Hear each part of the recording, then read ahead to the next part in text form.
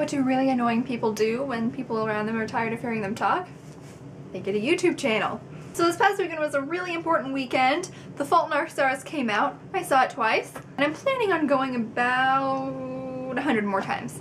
Obviously, over the last year, I have been making videos about The Fault in Our Stars movie whenever anything ever happens. So it's only fitting that I would do a movie review once it actually comes out.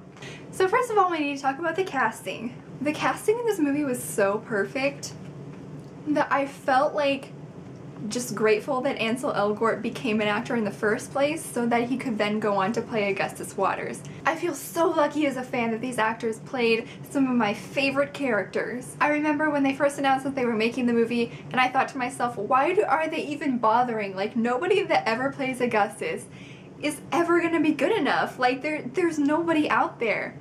That was before I knew who Ansel Elgort was. Ansel Elgort did this really weird thing in which he was able to somehow not only play Augustus Waters as he was written in the pages of the book, but he made him seem like a real person that like exists in the world. Shailene Woodley, I think, is not only one of my favorite actresses now, but is just one of the best actresses of our generation. She has this weird ability to make it seem like she's not reading words off of a page, that she's just talking. And she's just amazing. I am just in awe of her and Ansel and what they were able to accomplish in this movie. Like, acting is hard, and good acting is harder, and somehow they do it, and they're so young. They're like my age. How can I please be you? I just feel really, really grateful to them and the people who chose to put them into the movie in the first place. And as an adaptation as a whole, how did they do that? 90% of the lines in this movie are direct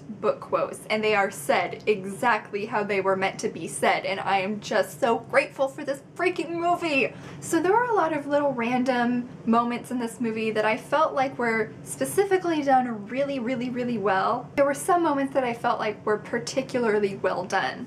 Like I said, all the acting in this felt really genuine. Like, I didn't feel like they were lines. I felt like they were real people saying what they felt in the moment, as it should be. I also thought that the set design was really cool. I am a sucker for good set design, and this movie was no exception. I also really loved the cinematography. I felt like there was a lot of different camera angles, and it was, I mean, it fit so well, and the music was beautiful, and it came together like fucking magic. I felt like the scene when they're at dinner in Amsterdam was beautiful. Everything about it. Augustus's whole line about oblivion is inevitable and I am in love with you was beautifully done, and I knew it was going to be because they showed part of it in the trailer and I loved the way he said it. And there was a few lines that I felt like Ansel really delivered just spot on and so beautifully. Probably half the lines in this movie were whispered, and it was so beautiful and it made me burst into tears more than once. The first time I cried during this movie was when Augustus said, "You're so beautiful, I'm so lucky, and I love you so, so much." Ansel. Those were my favorite lines that were delivered in this movie. It was beautiful. So beautiful.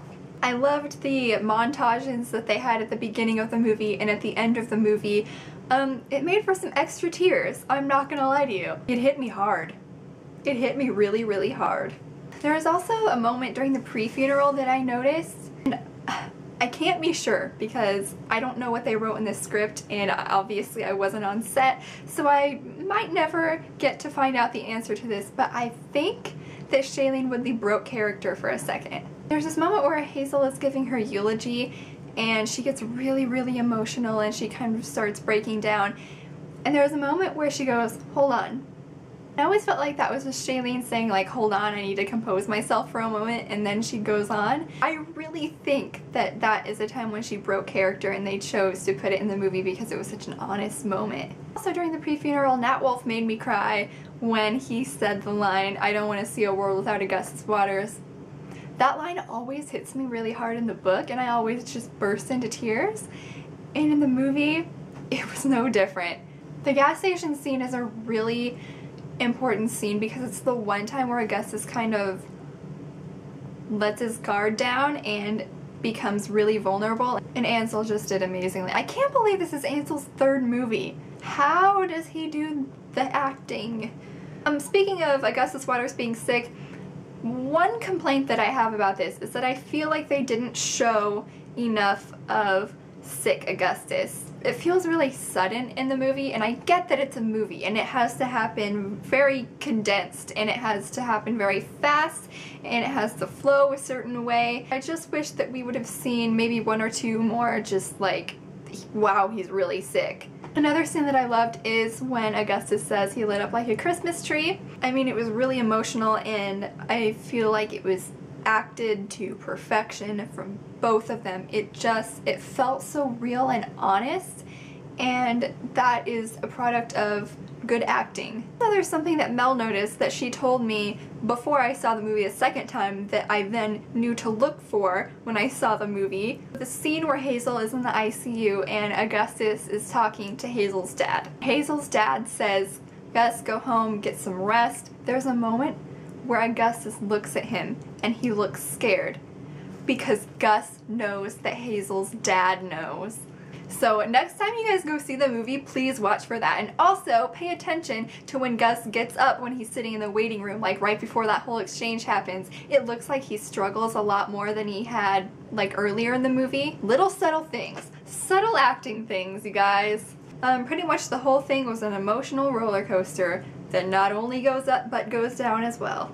Like I said, I wish that they would have put more of sick Augustus in the movie. The only other thing that like slightly bothered me, I mean, it didn't really bother me, it was just something I wish that they would have put in there. When Hazel gives Augustus the cigarettes and she says, "I love you," present tense. That's one of my favorite lines in the entire book, and I feel like it's important. And I feel like it goes along with the thing, and my cat's being really noisy right now. I feel like it goes along with the thing of when Hazel's mom was talking about when she dies, she's still gonna be her mom. When somebody dies, you don't stop loving them. If they were going to address that issue in the first place, why not just put that one little line in there? And they might have filmed it, I don't know, maybe they just had to take it out because of the runtime. It was already a pretty long movie. So I understand, and it didn't really bother me that much. It's just something that I wish had been in there. Also, I've seen some people complain about how the last lines of the movie were not the same as the last lines from the book. And honestly, I can't say I agree.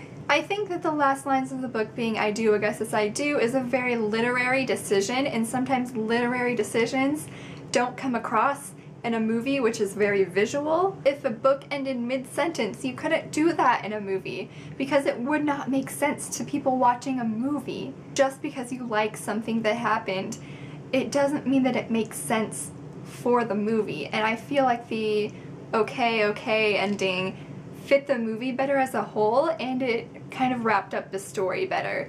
And I don't feel like we would have gotten the same thing had they ended it the same as the book, because the book is the book and you read it, and when you read things they make sense, but sometimes when you read things and then you see them happen, they don't make as much sense. This movie was just so good. Not only was it a good adaptation, but it was just an amazing movie, and it makes you think about life and death and just everything in between. Well, the movie makes you feel the same as when you read the book. It makes you feel and it makes you think, and it just, I'm proud of it. I'm so proud of this movie, although I had nothing to do with the making of the actual film. Any changes they made were really, really small, and they only enhanced the movie. Anything that happened helped the story to move along, and anything that they left out was not necessarily anything that took away from the story as a whole. I know that the cool thing right now seems to be the hate on The Fault in Our Stars and John Green for literally no reason.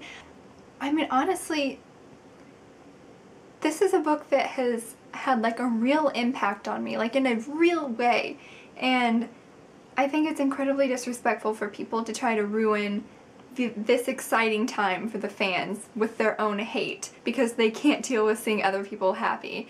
So if you are one of those people, please, please be respectful right now. This is a really exciting time for us, and please let us have this good time. I mean, life is full of shitty moments, and sometimes something good comes along, and why would you want to ruin that good thing for other people? So yeah, that's my opinion on The Fault in Our Stars movie. I loved it, loved it, loved it so much, and this book will forever be my favorite book. It's amazing to me. I know it's not like technically the greatest book ever written, but I mean, it means a lot to me. So yeah, that's all I have to say, and I'm really bad at wrapping things up, so please be respectful and please be a nice person, and I will see you guys next week. Bye! What are you doing?